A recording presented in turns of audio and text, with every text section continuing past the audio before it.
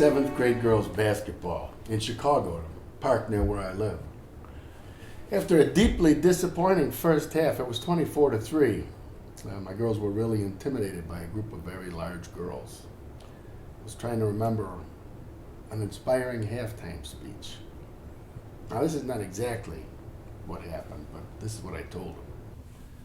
I was on Venice Beach in California. I was on the Strand. The Strand is like it runs for miles. It's 15 feet wide. It's a black top. On one side, it's got sand and the ocean. The other side, it's got taverns and souvenir shops and street performers. And it's a tourist experience. It's really something, though. In any event, I was having a beer with a couple of friends.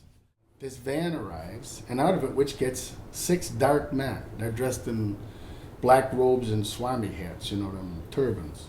Anyway, they set up a podium and these large lists and maps.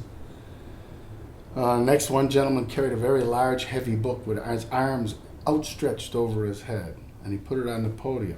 4 men positioned themselves around the podium with wooden staffs, as if to set up like a defensive perimeter.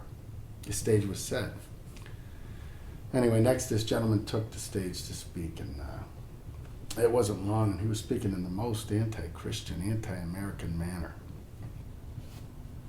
Anyway, I looked up and down the Strand for some reaction to this malicious group, exercising their right of free speech as only you can in America.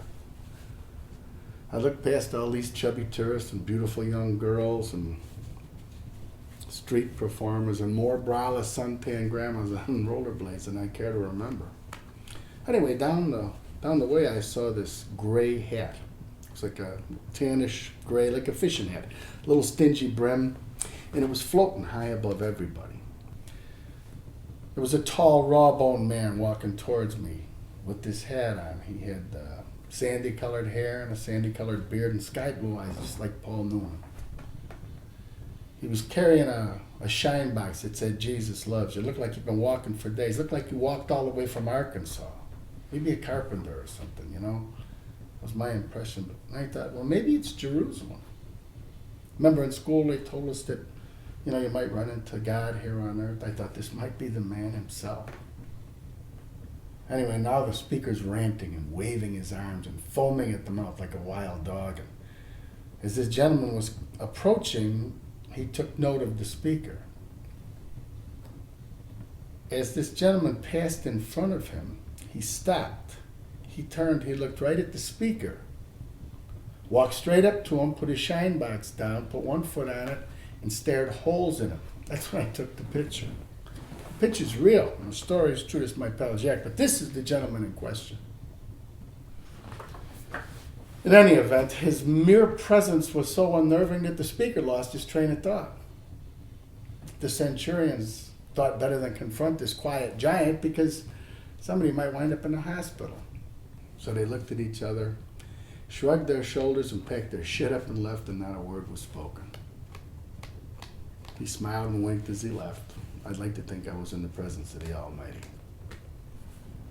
I told my girls, merely confronting someone changes the nature of every conflict. They went out and played a great second half. We lost, but only by a few points, and I was beaming. One of the little chicks asked me, "Is that really Jesus you thought you saw?"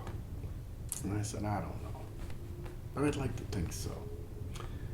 And I looked down at her, and she smiled at me like only a 7th grade girl with new braces could smile. And I said, "What are you thinking?" She says, "I bet Jesus can dunk."